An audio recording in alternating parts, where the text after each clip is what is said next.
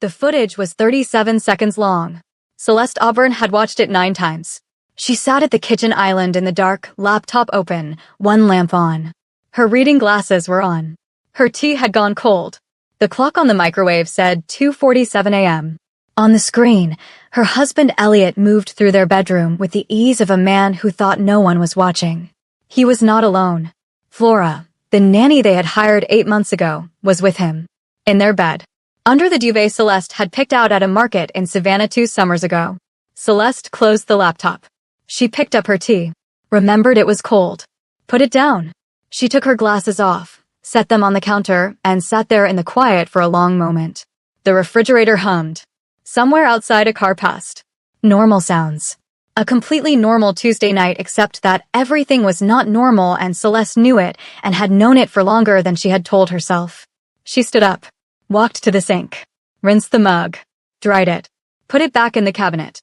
Then she walked to the bedroom, got into bed beside Elliot, and lay on her back staring at the ceiling with her hands folded on her stomach. Elliot didn't stir. She didn't look at him. Across the street, 34 floors up, a different light was on. Junho Suk stood at the window with a glass of whiskey he had not touched in 40 minutes. He was looking at the building across from his. Specifically at the 4th floor. Specifically at the window where a light had turned off 2 minutes ago. He turned back to the room. Ryan was at the table, a folder open in front of him, waiting. Junho set the whiskey down. Ryan said, she watched it again tonight. Same window, same time. 3rd night in a row. Junho didn't respond. Ryan slid the folder forward slightly. Chancellor Han wants a decision by end of week. Junho picked up the folder. Opened it. There was a photograph clipped to the inside cover. A woman in a blazer on a city sidewalk, mid-stride, not looking at the camera. Sharp. Focused. Going somewhere. Below the photograph, a name. Celeste Auburn. Forensic accountant. Founder, Cross Financial Consulting. Age 34. Junho studied the photograph for a moment longer than was necessary. He closed the folder. Tell Han he'll have it, he said. Ryan nodded and started gathering the papers. Junho walked back to the window. Across the street, the 4th floor was completely dark now. He stood there looking at the dark window for a while. Then he picked up his whiskey and finally drank. Before we continue, I'm curious about something. Are you watching this alone, or is someone sitting next to you right now? And where in the world are you watching from tonight? Tell me in the comments. Welcome to Lily's Afro-Korean Mafia Tales.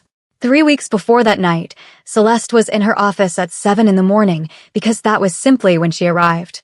Her firm was 12 people. She had built it in 6 years out of a one-room space above a dry cleaner on Clement Street. The office she sat in now had glass walls and a view of the financial district and her name on the door in brushed gold letters. She was reviewing a set of quarterly filings for a client audit when Dorothy, their housekeeper, appeared in the kitchen doorway of the apartment that evening holding a dish towel and not saying anything. Celeste looked up. Dorothy had worked for them for 4 years. She was 61 years old and did not get rattled by things. She was rattled now. Miss Celeste, she said. Just that. Celeste closed the file on her laptop. Sit down, Dorothy. Dorothy sat. She looked at the dish towel in her hands like she didn't know how it had gotten there. I don't want trouble, she said. You know I don't. I know. And I wouldn't say anything if it wasn't, she stopped.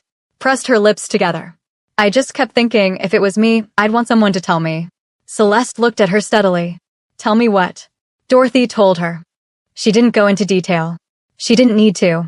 The details were plain and Dorothy delivered them plainly, eyes down, hands working the dish towel slowly.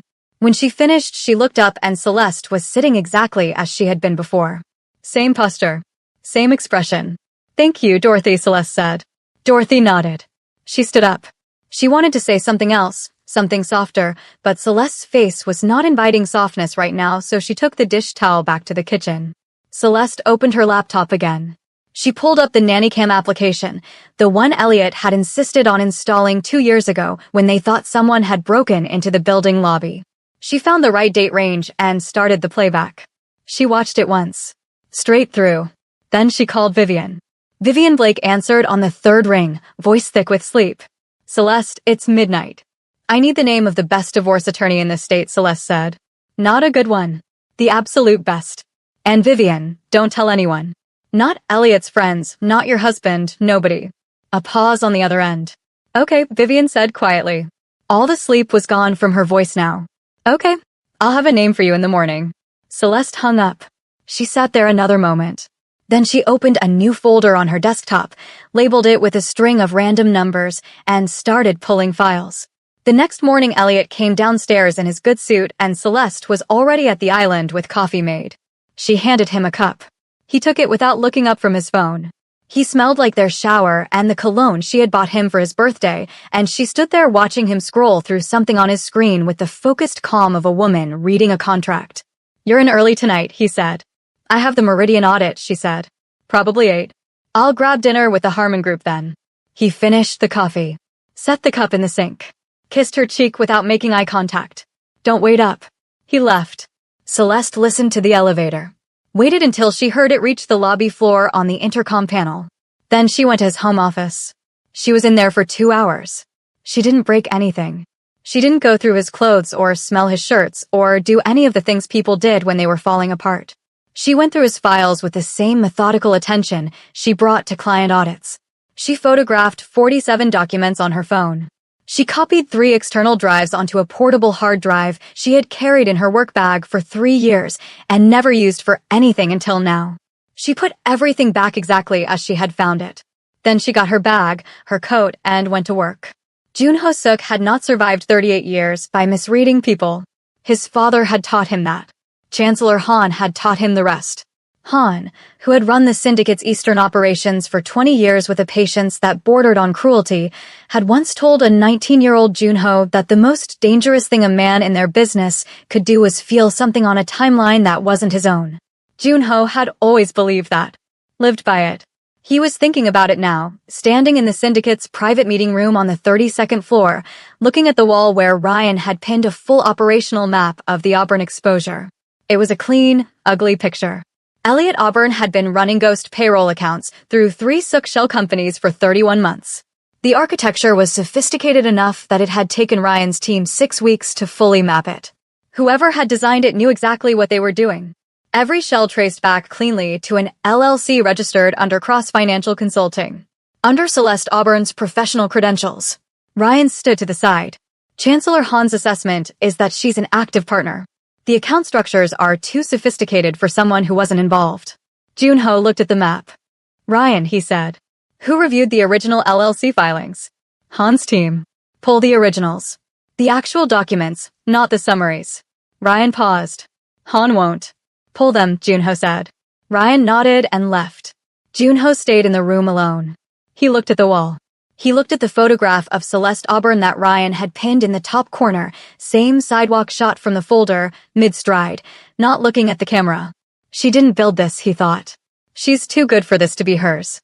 Whoever designed these accounts wanted to be able to move money, and if it ever collapsed, wanted a name to hand over. Her name. He took the photograph off the wall. The original LLC filings told the story in 2 hours. Junho and Ryan sat on opposite sides of the table. Between them, the documents were laid out in order. Junho went through them the way Celeste would have gone through them if she had been sitting there, methodically, no expression. What he found was this. Elliot Auburn had used Celeste's firm credentials, her professional license number, and her digital signature to register 11 shell entities over a period of 18 months. Her actual signature did not appear on any original document. The registration portal had used her login credentials and then generated a digital signature that matched her professional filings signature with 91% accuracy. 91. Not 100. Someone had copied her signature from existing documents and reproduced it. Ryan put the last page down. He didn't say anything. Junho said she didn't know. Ryan nodded once. And Han's team flagged her anyway. They flagged the name on the filings, Ryan said carefully. Junho stood up. He walked to the window. Down below, 32 floors down, the street ran in both directions and people moved on the sidewalk like they had no idea what happened in rooms like this one. I'll call Han, Junho said. I'll tell him I need 21 days to close the exposure cleanly. Ryan said, he won't like that. No, Junho agreed. He looked at the building across the street. I'll do it anyway, he said. Chancellor Han picked up on the first ring, which meant he had already been waiting. Suk, he said. I've reviewed the full exposure, Junho said. The woman is not involved. The filings are a setup. The husband used her credentials without her knowledge. A pause. Long enough to be deliberate. That changes the liability calculation, Han said, but it does not change the exposure. Her firm's name is on 11 entities. If this surfaces in any federal review, it surfaces with her professional identity attached. That's a thread, which I can cut cleanly if you give me 21 days. And if the husband talks before then? He won't. Another pause. 15 days, Han said. 21, Junho said. No inflection. The pause this time was longer. 21, Han said finally. His voice carried the particular quality of a man who was agreeing and filing it away at the same time. This is your judgment call, Junho. I want to be clear about that. I understand, Junho said. He hung up. Ryan was still in the doorway. Junho looked at him. Put a perimeter on her. Nobody touches her, nobody follows her, and if anyone from Han's side makes contact, I want to know within 5 minutes. Ryan went. Junho sat down at the table alone. The documents were still spread out in front of him. He picked up the photograph again. Mid-stride. Not looking at the camera. Going somewhere. He set it down face up on the table. That was close. Too close. Drop a comment if you felt that tension. Like this video and subscribe if you're new. This story is just getting started. Constance Mercer's office was on the 41st floor of a building that cost more per square foot than most people earned in a month. Her waiting room had no magazines. Just good chairs and an assistant who didn't make small talk. Vivian met Celeste in the lobby, and they rode the elevator up together without speaking. Vivian was wearing her court blazer even though it was not a court day, which meant she had dressed for war on Celeste's behalf. Celeste noticed this and did not say anything about it, but she reached over and squeezed Vivian's hand once in the elevator and Vivian squeezed back. Constance Mercer was 56 years old and looked 56 in the way that women looked when they had decided to be exactly what they were and not apologize for it. She read the documents Celeste laid on her desk without touching them first, just scanning from above with her reading glasses pushed down her nose. Then she put the glasses on and went through them properly. It took 11 minutes. She looked up. This is 17 months of documentation. Yes, Celeste said. You've been building this for 17 months? I started building it when I noticed the first irregularity in our joint accounts, Celeste said. I didn't know what it was then. I thought it was sloppy bookkeeping.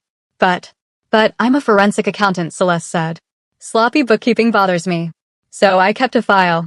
Constance looked at her for a moment. Mrs. Auburn, she said, most people come into this office with a phone bill and hurt feelings. What you've handed me is a case. Vivian, from the chair beside Celeste, did a very small thing with her mouth that in a different room might have been a smile. I want to move Friday, Celeste said. Friday, Constance repeated. Not a question. She was already turning back to the documents. I'll need the financial copies notarized by Thursday noon. They'll be on your desk by Thursday 9 a.m., Celeste said.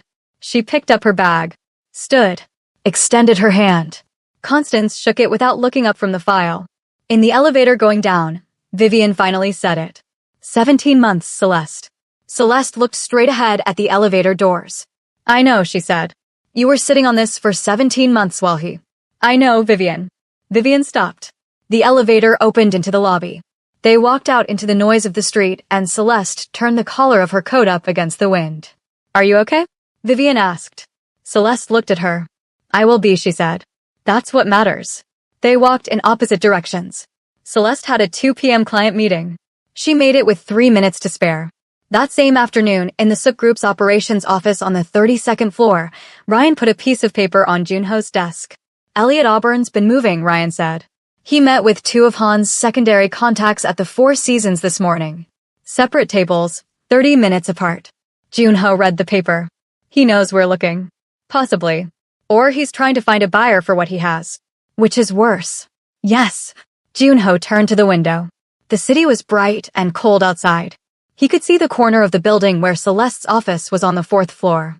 He had never been inside it, but he had the floor plan from Ryan's file and he knew it faced west, which meant right now it caught the afternoon light. The drive they took from her office, he said. Ryan said, 2 nights ago. Clean entry for minutes inside. They took one external drive from the 2nd drawer of her file cabinet. Who ordered it? Ryan was quiet for just a beat too long. Junho turned around. Han's people, Ryan said. Junho was very still. Han sent people into her office. Last night. Yes. While I have a perimeter on her. They came through the building's east utility entrance. They knew our positions. Junho sat down. He laced his fingers together on the desk and looked at the surface of the desk for a moment. What was on the drive? He asked. Backup financial files, Ryan said. Client records, some personal documents. And what looked like a partial case file. A case file. Against her husband. Junho was quiet. She was building something, Ryan said. And now Han has a copy of it. Junho stood up and went back to the window. The afternoon light was hitting the financial district now, turning the glass towers amber. She still has the originals, he asked. As far as we know. And she doesn't know the drive is gone yet? She left the office at 6:40. She won't find it until morning. Junho turned from the window. He picked up his phone. Dialed. Ryan watched. The call connected. Junho said, I need to send a message. Clean address, untraceable. A pause. Tonight. He hung up. Ryan said, what kind of message? A warning, Junho said. She needed to know what she was standing in before she walked any further into it. He picked up his jacket from the back of the chair. And Han? Ryan asked. Junho looked at him. Handle it. He left. Ryan stood alone in the room. He looked at the paper on the desk, then at the door Junho had gone through. He picked up his own phone. Celeste found the office like that in the morning. She stood in the doorway of her own space and looked at it. Nothing was overturned. Nothing was broken. It took her 40 seconds to identify that anything had changed at all, and she only found it because she went directly to the file cabinet as she did every morning to pull the day's client folders. Second drawer. She registered the absence before she fully processed it. She closed the drawer. Opened it again slowly, as if that might change what wasn't there. Then she stepped back. Looked at the room again. The door lock had not been forced. The window seal was intact. Someone had come in clean. She sat down at her desk. Opened her laptop. Went straight to her cloud backup system. 40 seconds later, she closed the laptop. Then she opened it again, went to a different application, and pulled up the external camera feeds for the building's east side. She was there for 3 hours. When Vivian arrived at 9, she found Celeste with 4 browser windows open, a yellow legal pad covered in notes, and a cold cup of coffee she hadn't touched. Someone broke in, Celeste said without looking up. Vivian stopped in the doorway. They took the backup drive. The one with the financial copies. Celeste turned the laptop to face Vivian. On screen was a paused frame of exterior camera footage. A figure. Male, medium height, moving along the building's east wall with a deliberateness that was not the deliberateness of someone who worked there. I ran the vehicle registration, Celeste said. The car he came from was registered to a holding company called Meridian Horizon LLC. She pulled up a second window. A web of corporate registration documents, lines drawn between entities in blue ink on the legal pad. Meridian Horizon is owned by a parent entity called Sook Capital Group, she said, which is the primary holding company of Celeste, Vivian said. Junho Sook, Celeste finished. She looked up. Whoever took that drive, it leads back to a man named Junho Sook. And I don't know yet what Junho Sook has to do with my husband, but I'm going to find out. Her email notification icon appeared in the corner of the screen. She almost didn't open it. But the sender was a string of numbers, no name, and the subject line was blank, which was strange enough that she clicked it. One line. You are going to find me in approximately 36 hours. I would rather you didn't do it alone. Meridian Tower, parking level B. Tomorrow, 8 p.m. Come alone. You are not in danger for me. The same cannot be said for several other directions. JS. Celeste read it. Read it again. Vivian, reading over her shoulder, said nothing. Celeste picked up her phone. Typed a message to Vivian's number even though Vivian was standing right there. If I don't call you by 9 p.m. tomorrow, send this address to Detective Harris. Vivian's phone buzzed. She read the message. Looked up. Celeste was already back in the corporate registration window. The parking garage at Meridian Tower was on the lowest sublevel, which meant no signal, no foot traffic, and no ambient noise except the hum of the ventilation system. Celeste arrived at 7:58 p.m. She wore flat shoes and a dark coat and carried nothing except her phone with Vivian's message already open and the address of that building typed into a text addressed to Detective Harris, a man she had known professionally for 4 years and who owed her a favor she had never called in until that exact moment, thumb hovering. She walked in off the stairwell because she did not want to announce herself with elevator doors. The garage was mostly empty. A few cars. Long shadows. The ventilation hum. She stood still for a moment. Let her eyes adjust. Then she said, "To the general space, I know you're here." A pause. Then a figure stepped out from the shadow beside a concrete pillar on her left. Junho Suk was taller than the photographs had suggested. He had no security with him, which surprised her. He was wearing a dark jacket, no tie, and held nothing in his hands. He stood about 15 feet away and looked at her the way she had looked at Elliot's financial files, carefully, with full attention, reading. Celeste didn't move. "You're earlier than I expected," he said. "You've been watching my building for how long?" she said. "Long enough." "That's not an answer." 6 weeks, he said. She took that in. "And the drive your people took from my office." "Han's people. Not mine. You're splitting a very fine hair." "I know," he said. It was not defensive. It was just a fact that he was willing to own. She looked at him. He looked at her. Neither of them moved. "Start talking," she said. He did. He gave her the full picture, methodically, without softening anything. Elliot and the shell companies. The 31 months of ghost payroll accounts. Her professional credentials used to register 11 entities without her knowledge. The order that had come down through the syndicate's elder council. What that order was. Celeste stood there and listened without interrupting. When he finished, she was quiet for a moment. Then she said, "You canceled it." "Yes." "Why?" He looked at her directly. "Because you didn't build it. He built it using your name and your credentials and the assumption that you would either never find out or never be believed." Something moved across her face, very briefly. Not pain exactly. Recognition. "How long have you known I didn't know?" she asked. "For days after I started watching," he said. She looked at him. "You've had me under protection for 9 days." "Yes." "Without telling me." "Yes." "And you think that's..." She stopped. Recalibrated. "You went through my professional history. My financial records." "Yes." "And you still sent someone to my office to take my drive." "That was Han," he said. "Moving without my authorization. I found out after. But you knew your people had been watching me. You knew there was a chance." "I underestimated Han's timeline," he said. "That was my error." She studied him. "And the original drive." "You have it." "Han has a copy." "I have the original." A pause. "I want it back," she said. "You'll have it," he said. "Along with everything we have on Elliot. Transactions, communications, account records going back 31 months. Enough to bury him twice over in both federal and civil court." She was watching him very carefully. "And what do you want in return?" "Your forensic testimony," he said. "Private, documented, given to a third party of your choosing. Confirming that the cross-financial credentials were used without your authorization and that you had no knowledge of the shell entities. That testimony clears your organization from Elliot's exposure." "Yes." She looked at the floor for a moment. Just a moment. Then back up. "If I do this," she said, "I need to know something first." He waited. "The night your people went into my office," she said. "If Han had ordered something worse than a stolen drive, would you have stopped it?" The question sat in the air between them. The ventilation hummed. Junho looked at her. "Yes," he said. "How do I know that?" "Because I'm standing here alone," he said, "in a parking garage, offering you a deal that protects you and costs me a significant internal conflict, and I could have handled this in 12 other ways that didn't require me to be in this room with you at all." She was quiet. He said, "I'm not asking you to trust me. I'm asking you to work with me. Those are different things." She looked at him for a long moment. The space between 15 feet and not 15 feet. "Every man I have ever worked with," she said, "has tried to manage me at some point." He said nothing. "You haven't tried once," she said. "You've just laid out the information and let me sit with it." "You don't need to be managed," he said. "You needed to know what you were standing in." She was very still. "We do this as a real partnership," she said. "Not an arrangement where you hold the cards and I cooperate. Equal access to everything. Every move we make, I know about it first." He looked at her for a beat. "Agreed," he said. She put her phone in her pocket.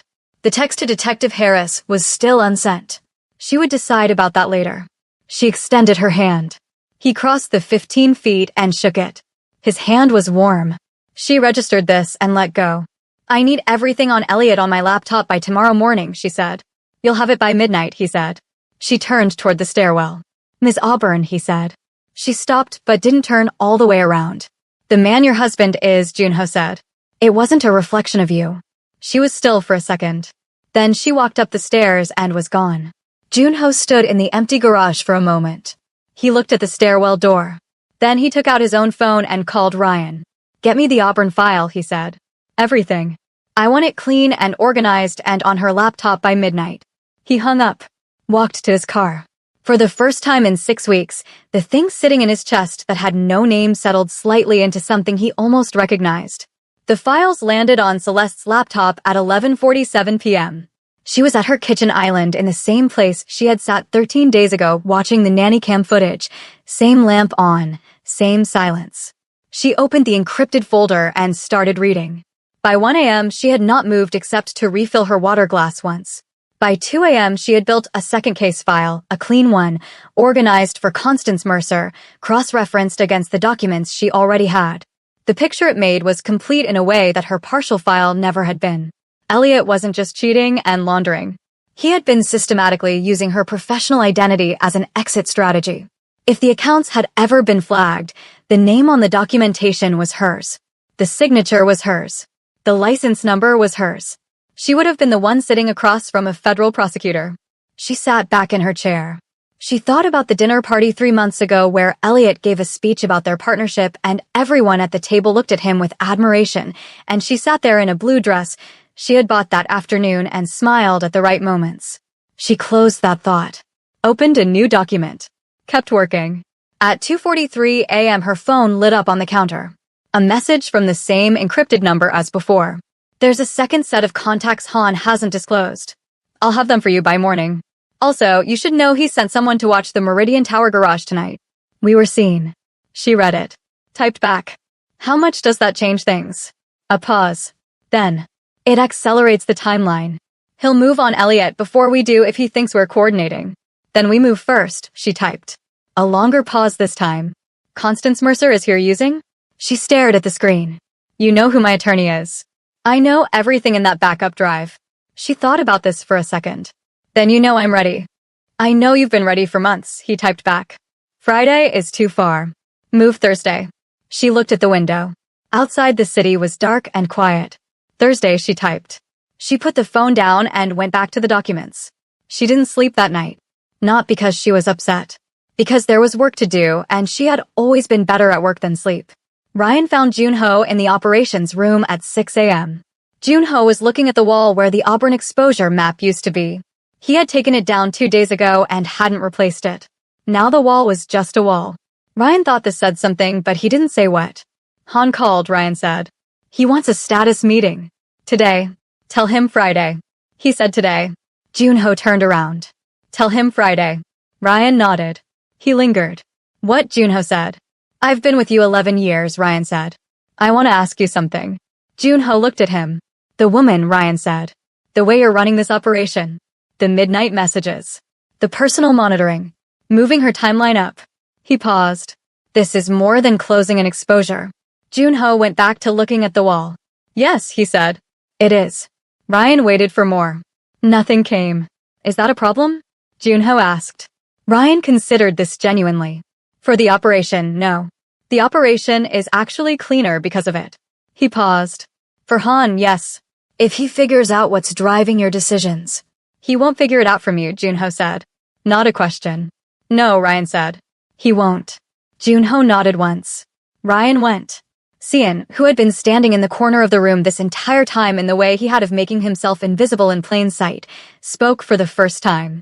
"Your father moved like this once," Cian said. "With a woman. It didn't end cleanly." Junho looked at him. Cian was 71 years old and had been his father's closest lieutenant for 30 years. He had earned the right to say things no one else said. "I'm not my father," Junho said. "No," Cian agreed. "You're more careful. But careful men fall harder when they fall. Just something to know."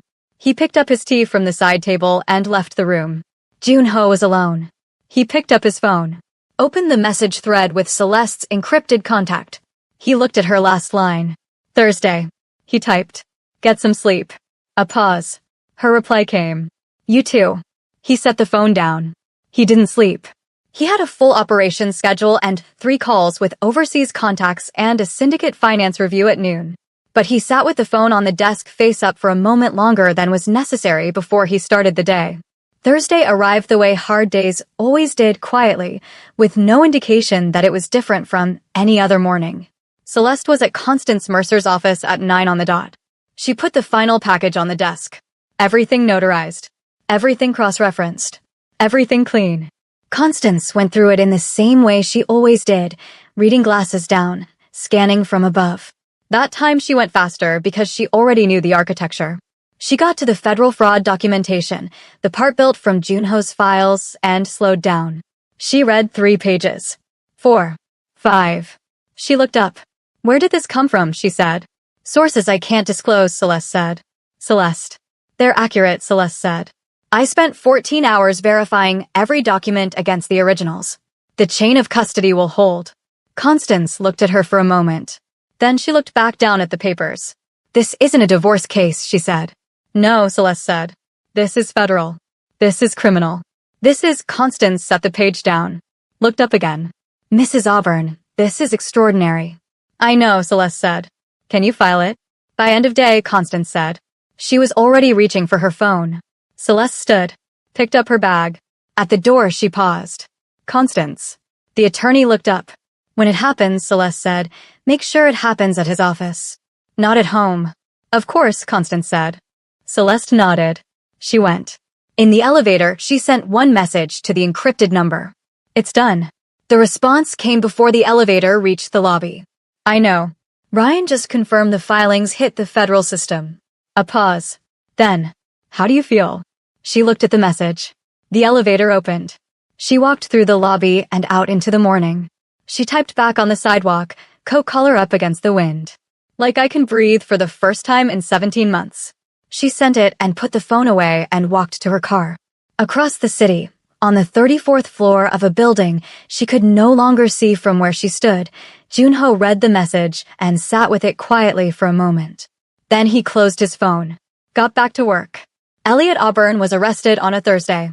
It happened at 11:15 in the morning at his desk in the office of the investment firm where he had been the face of operations for 6 years. The operations that Celeste had built the financial framework for and that he had been slowly dismantling from the inside. The federal agents were polite and quiet about it. 2 of them. Dark jackets. One of them put a hand on Elliot's shoulder before he stood, and that small motion, that single hand on the shoulder, was what Elliot seemed most unable to process. He looked at it, looked up, looked around the office at his staff, who were all looking at their desks. His assistant, Priya, did not look up from her desk. She had heard from 3 people that morning that this was coming. She had decided to take a long lunch. Elliot was walked out through the lobby. Hands in front, not behind, which was the federal agent's small courtesy. He passed through the glass doors of the building he had walked into every morning for 6 years. He didn't look toward the street. If he had, he might have seen Vivian Blake sitting in a parked car across the street with a coffee she was not drinking, watching. Vivian waited until the federal car pulled away. Then she picked up her phone and called Celeste. 1 ring. It happened, Vivian said. A pause on the other end. Just a breath. Okay, Celeste said. Are you okay? Vivian asked. I'm working, Celeste said. I'll see you tonight. She hung up. Vivian sat in the car for another moment. She looked at the building. Then she started the engine and drove. Across the city, Junho was in the middle of his second call of the morning when Ryan walked in and put a note on the desk. Auburn arrested. 11:15. Federal custody.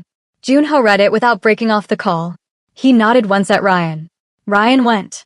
He finished the call. Set the phone down. He should have felt the shape of a closed operation right then. The satisfaction of a clean resolution. That was what it was supposed to feel like when something was handled. He had felt it before. It was a specific kind of quiet. What he felt instead was something closer to the opposite of quiet. He got up, went to the window, found the building where Celeste's office was on the 4th floor. The window faced west. It was catching the morning light. His own phone buzzed. Chancellor Han. He picked up. I see Auburn is in federal custody, Han said. Yes. And the accounts are cleared. As of yesterday. Good. A pause. Then there is one remaining item. Junho was very still. The woman's testimony, Han said. The one you arranged. A private document with a third party. I'd like to review it before it's finalized.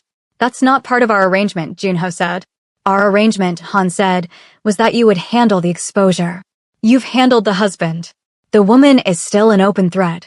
Her testimony, properly held, is leverage. I want it where I can reach it. No, Junho said. A pause. Junho, Han said, and his voice took on the specific tone that he had used to use with Junho's father, the one that meant, "You're a child, and I am reminding you of that." The woman knows what she knows.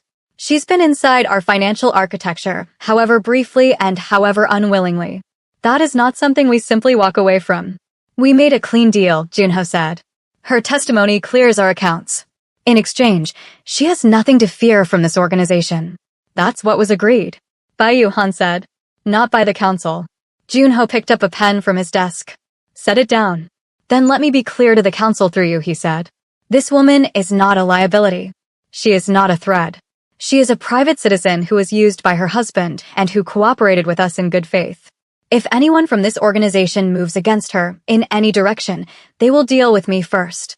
The silence on the line was very long. That's a significant statement, Han said. It's the only one I have, Junho said. Han hung up. Junho set the phone on the desk. He stood there for a moment. Then he called Ryan. I need you to put 2 people on Han's secondary contacts, he said. The ones he didn't disclose. And I need it quiet. Understood, Ryan said.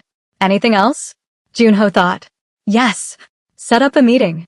Her terms, her location, her time. Tell her I need to speak with her in person. A pause. Should I tell her what it's about?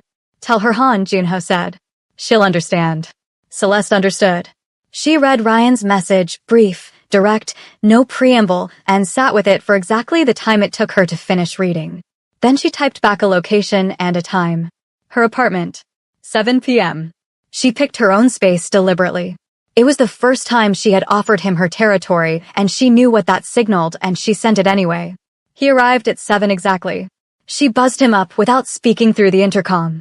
When she opened the door, he was standing in the hallway still in his work clothes, no jacket, and for the first time, he looked slightly less composed than usual. Not much. A loosened collar. Something in his posture that was almost tired. She stepped back and let him in. She had set 2 glasses of wine on the kitchen island. She didn't offer it explicitly. She just poured and slid one toward him, and he picked it up, and they both stood on opposite sides of the island. Han wants your testimony as leverage, he said. I know, she said. I figured this was coming. I told him no. She looked at him. You told the entire syndicate council no on my behalf. I told Han, he said. Which is the same thing. She was quiet for a moment. She turned the wine glass slowly on the counter. What does that cost you? Nothing I wasn't ready to pay, he said. She looked up at him. He was already looking at her. Junho, she said. It was the first time she had used his first name, and they both noticed it. He said, the council won't move while I'm making it clear this is my call. But Han operates in the spaces between what's clear. He'll look for another angle. Like what? Like going to Elliot directly. Elliot is in federal custody, but not yet charged on all counts. Han has 2 attorneys who handle federal pretrial negotiations. If he gets to Elliot before the plea structure is locked, he can shape what Elliot says and about who. She processed this. Elliot knows enough to implicate me if someone tells him what to say. Yes. She set the wine glass down. Then we need to lock the plea structure before Han reaches him. Constance Mercer would need to move tomorrow morning. She can move tomorrow morning, Celeste said. I'll call her tonight. He nodded. They were quiet for a moment. The apartment was warm and the city was outside the windows, and it was a strangely domestic moment for 2 people operating inside something that was anything but domestic. She said, when this is over. He looked at her. Are we just done? She said. You go back to your organization and I go back to my firm and that's it? He held her gaze. Is that what you want? She was quiet. No, she said. Simply. He said no. Also simply. Neither of them moved. The island was still between them. The wine was still there. The city was outside. He said, let me get through Han. She nodded. Call me when it's done. He picked up his jacket from the stool. At the door, he looked back. She was already on the phone with Constance. He watched her for a second, the set of her shoulders, the way she spoke to Constance in the same direct, unhurried tone she used for everything. Like the stakes were always manageable. Like she had always decided they were. He left. He stood in the elevator going down and looked at the elevator doors and felt, for the first time in a very long time, like a man who was standing inside a decision he had already made and was simply waiting to see if the world allowed it. Constance Mercer did not sleep. Not because she couldn't, but because when a case of that size was moving, she treated it like a live patient. You didn't leave a live patient alone. She called Celeste at 6 in the morning. The federal police structure is locked, she said. Elliot's attorney came back to us at 3 a.m. He accepted full cooperation terms. Everything on the table. Celeste was already awake. She had been awake since 5. Han's people got to him before midnight, Constance said. His original attorney, the one who'd been repping him for years, got quietly replaced last night with 2 attorneys I don't recognize from a firm I can't find in any database. Celeste was quiet. But it doesn't matter, Constance said, because we locked it before they had time to build an alternative position. Elliot talks, or he takes the full charge stack. His new attorneys advised him to talk. A pause. I think they were surprised by how much we had. What happens now, Celeste said. He gives a full deposition this morning. Names, transactions, the credential theft, all of it. Your name gets cleared on the federal record by end of day. The civil filing proceeds on its own track. Constance paused again. It's done, Celeste. Celeste sat with that for a moment. Thank you, Constance, she said. She hung up. She stood at her kitchen window. The city was gray and early outside, the light the specific blue of 6 a.m. in autumn. She was in a robe with her hands wrapped around a coffee mug, and she looked out at the buildings and the quiet street below. Her phone buzzed. Encrypted number. Han moved on Elliot last night. You know, she typed. Constance locked it before they had time. It's done. A pause. Longer than usual. Good, he typed. Celeste. She looked at the screen. Han is not going to accept this quietly. I need you to know that. He's going to find another approach. I'm handling it from my side, but I want you to hear it from me directly. This isn't over for him. She read it twice. Typed. What are you going to do? What I have to, he said. That's not an answer. I know, he said. But it's all I have right now. She stared at that for a moment. The city was getting lighter outside. Be careful, she typed. A long pause. That might be the first time anyone said that to me and meant it, he said. She put the phone down on the counter, face up, and drank her coffee. Chancellor Han's offices were on a private floor of a building in the financial district that was registered under 4 different company names, depending on which branch of the operation you were looking for. Junho walked in at 9 a.m. without an appointment. The 2 men at the front desk stood up. He looked at them. They sat back down. Han was in his inner office behind a long table that he treated like a throne, a man in his late 60s who had spent 40 years making decisions about people's lives from behind tables and rooms without windows. He looked up when Junho entered. He did not look surprised. He looked like a man who had been expecting that visit and had decided to let it happen on his own ground. Junho, he said. Junho sat down across from him without being invited to. The Auburn situation is closed, he said. Federal record cleared, civil filing proceeding on standard track, no organizational exposure remaining. And the woman, Han said, is a private citizen with no further connection to this organization, Junho said. Han laced his fingers together on the table. You've made a personal investment in this case. I've closed it cleanly. You've protected her, Han said. Openly. You've put my people on notice about it, you've countermanded a council directive, and last night you blocked a pretrial influence operation that I ordered. His voice was entirely flat. Not angry. Just calibrating. That's not closing a case, Junho. That's building a wall around a woman. Yes, Junho said. I am. Han looked at him. Then I need to understand something, Han said. Is this organization your primary obligation, or is she? The room was very quiet. That's the wrong question, Junho said. The right question is whether the organization benefits from protecting innocent people from exposure it created. And the answer is yes. Every time. This is not a sentiment. It is a long-term operational principle that you have apparently forgotten. Han's face was very still. Your father. My father is not here, Junho said. His voice didn't change. I run this organization. I run it with discipline and precision, and I have grown it by a significant margin in 9 years because I operate on principles that don't leave bodies behind that don't need to be there. He leaned forward slightly. Celeste Auburn does not need to be there. And if your next move is toward her, Han, I will treat it as a move against me. Han looked at him for a long moment. You're in love with her, Han said. Junho held his gaze. He didn't deny it, and he didn't confirm it, and both of those things were their own kind of answer. This meeting is over, Junho said. He stood up. Junho, Han said. He stopped. I've known you since you were 19 years old, Han said. I watched your father build something remarkable, and I watched what happened when he let something personal compromise his judgment. A pause. I'm not your enemy. I never have been. But I need you to understand that what you're doing has a cost. And the cost doesn't always come from where you're watching. Junho looked at him. Then he left. He called Ryan from the car. Han's secondary contacts, he said. Have they moved? One of them made contact with someone at the DA's office this morning, Ryan said. Informal. Coffee. Our person couldn't get close enough to hear it. Junho was quiet. What do you want to do, Ryan said. Find out what was said, Junho said. And Ryan, I want Cian in the loop on Han from this point. Everything. Ryan paused. Cian hasn't been active in years. He's active now, Junho said. He hung up. The city moved past the window of the car.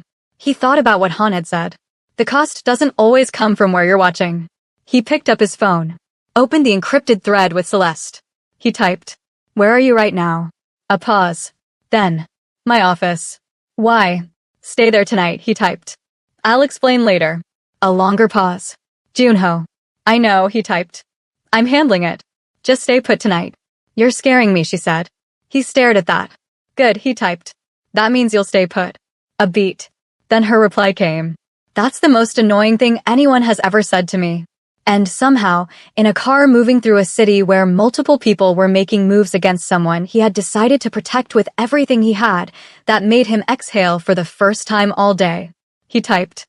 I know. I'll call you tonight. He put the phone in his pocket. Celeste put her phone down and stared at it. Vivian was across the office on a call. Dorothy had long since gone home to her sisters in Oakland.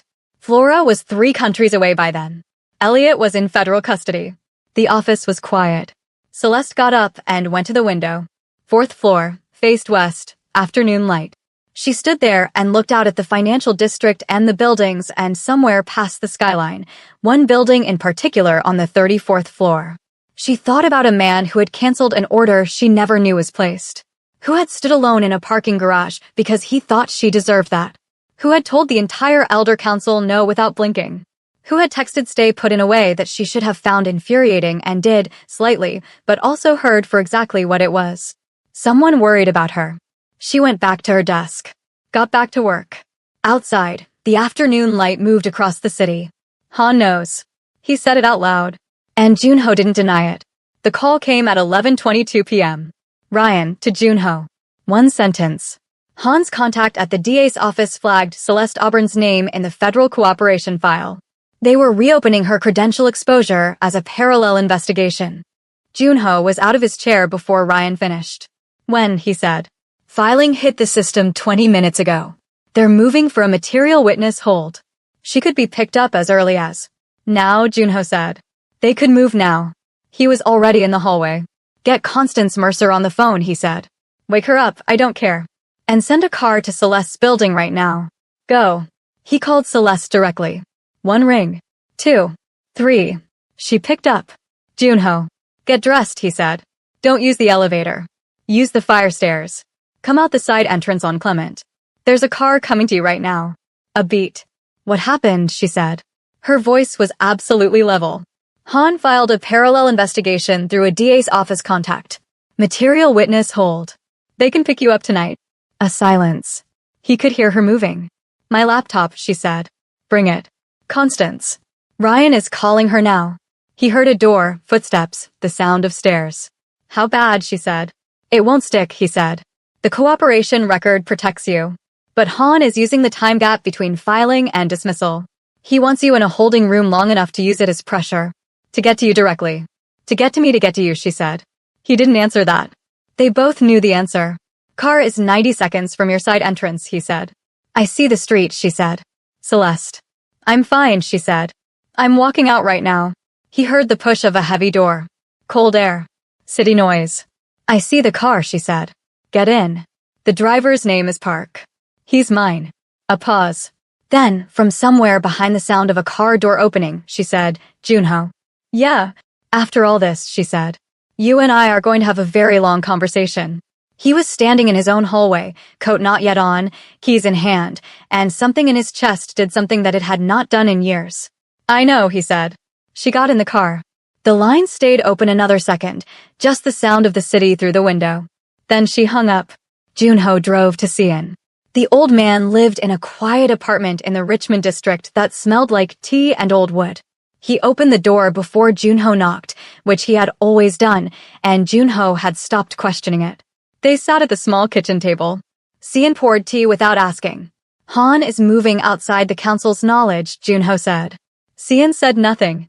He used a DA contact to file a parallel investigation against the Auburn woman. The council didn't sanction it. He did it on his own. That's unusual, Cian said. That's what I thought. Cian wrapped both hands around his tea mug. A man who operates outside the council's knowledge is either very confident or very afraid. What would Han be afraid of, Junho said. Cian was quiet for a moment. Your father trusted Han for 30 years, he said. Han ran the Eastern operations. He managed certain relationships your father chose not to manage directly. When your father died, Han positioned himself as my mentor, Junho said. Yes, but also. Cian paused. There were accounts your father kept private. Not from the organization. From the council. Han managed them. When you took over, you restructured the financial architecture. Ryan's team went through everything. Junho looked at him. Those accounts, he said. The shell entities Elliot Auburn built, Cian said. The architecture was unusually sophisticated for a man like Elliot. Your Ryan said so. He said whoever built it knew what they were doing. Junho set his tea down.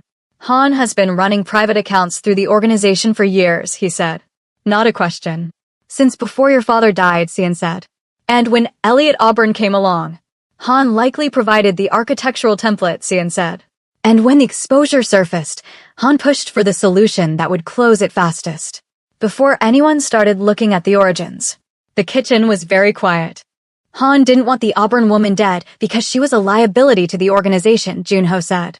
He wanted her dead because she's a forensic accountant who is already inside the shell architecture and who, given enough time, would find him. Cian said nothing. Junho stood up. How long have you known? I suspected, Cian said. I didn't know until you told me about the parallel investigation tonight. That was fear, not strategy. A careful man doesn't move that fast unless someone is close to finding something. Junho picked up his coat. I need the account records. I have copies, Cian said. I've had them since your father's second year. He stood up slowly, like a man carrying decades in his spine. I kept them because I thought they might matter someday. He went to a cabinet. Opened it. Behind a row of books, a flat metal box. He handed it to Junho. Junho held it. Your father was a great man in many ways, Cian said. But Han had a hold on him. Through these accounts. Through what was in them. He looked at Junho. I don't think he should have that same hold on you. Junho looked at the old man. At the kitchen. At the life that man had lived in the margins of a dangerous organization, carrying things in silence for 30 years because he believed they would matter. Thank you, he said. He meant it in a way that was larger than one conversation. Cian nodded. Sat back down. Picked up his tea. Go, he said. Your woman is waiting. Celeste was in a safe house Junho's people maintained in the Sunset District, a clean apartment with good light and a kitchen table. She was at the table with her laptop open when he walked in at 1:15 a.m. He set the metal box on the table in front of her. She looked at him. Looked at the box. What's in it, she said. He sat down across from her. Han has been running private accounts through the organization for 20 years, he said. He used Elliot's shell architecture as a cover and then tried to close it when it surfaced by removing you. She was very still. He didn't try to remove me because of the organization's exposure, she said. No, he said. He tried to remove you because you're a forensic accountant who is already inside his architecture. And because you don't stop pulling threads. She looked at the box. What do you need from me, she said. The same thing you've been doing since the beginning, he said. Map it. Build the case. Clean and complete. The same way you built the case against Elliot. She looked at him. This goes to the federal level. Yes. Han goes to prison. Yes. And the organization, she said. He met her eyes. I've been running this organization on different principles for 9 years. What Han built is not what I run. I can demonstrate that. But not without someone building the financial picture cleanly enough to separate the two. She held his gaze. This is the most dangerous thing you've asked me to do, she said. I know. And you're asking me anyway. I'm asking, he said. Not telling. Not arranging. Not protecting you from the question. I'm asking. A long pause. She opened the metal box. Looked at what was inside. Began sorting. Make coffee, she said. This is going to take all night. He got up. went to the kitchen. They worked until 4 a.m. at the table. He ordered food at some point, and they ate without stopping. She asked questions and he answered them, and the picture that built on her laptop screen was the complete picture of Han's private operation, the accounts, the relationships, the 30 years of parallel architecture built under the organization's legitimate framework. At 4:17 a.m., she sat back. "It's done," she said. He leaned forward and looked at the screen. It was done. Thorough, clean, cross-referenced, airtight. She closed the laptop, put both hands flat on the table, looked at the window, which had gone from black to the deep blue of very early morning. He was looking at her. "Junho," she said. "Yeah, I need to ask you something." "Okay." She turned and looked at him directly. "What happens after this?" "The real answer. Not the operational answer. What happens to you?" He was quiet for a moment.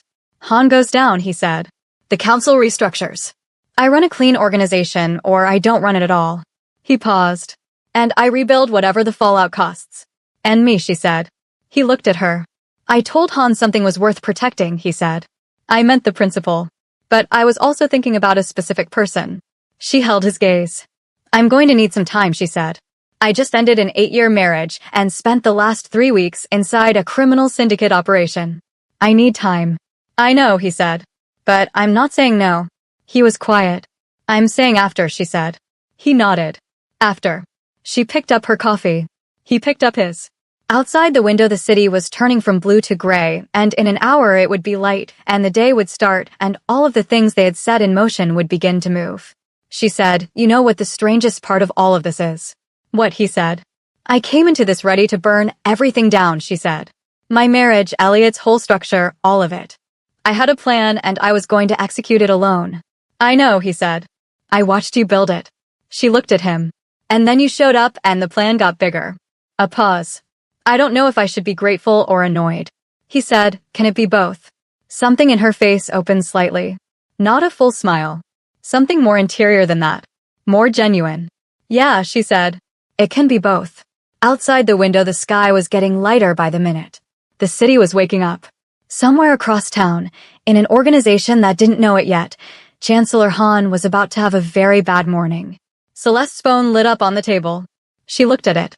Unknown number. Not encrypted. Not Junho's contact. A number she had never seen.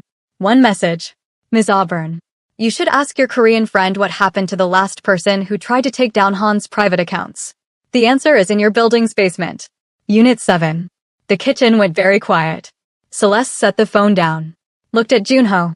He was already reading it. His face had gone completely still in a way she had not seen before. Not composed. Frozen. "What's in Unit 7, she said. He looked at her. "Junho," she said. He was quiet for a moment that went on 2 beats too long. Then he said, "There are things that happened before I took over the organization that I am still finding." She looked at him. "What's in Unit 7, she said again. Quiet. Direct. He held her gaze. "I don't know," he said. "But whoever sent that message wants you to find it before you trust me enough to go forward." She looked at the phone. Looked at him. The sky outside was light now. Full morning. The city was completely awake. She picked up the phone. "Then we go look," she said. She stood up. Picked up her laptop, her coat. Junho stood up.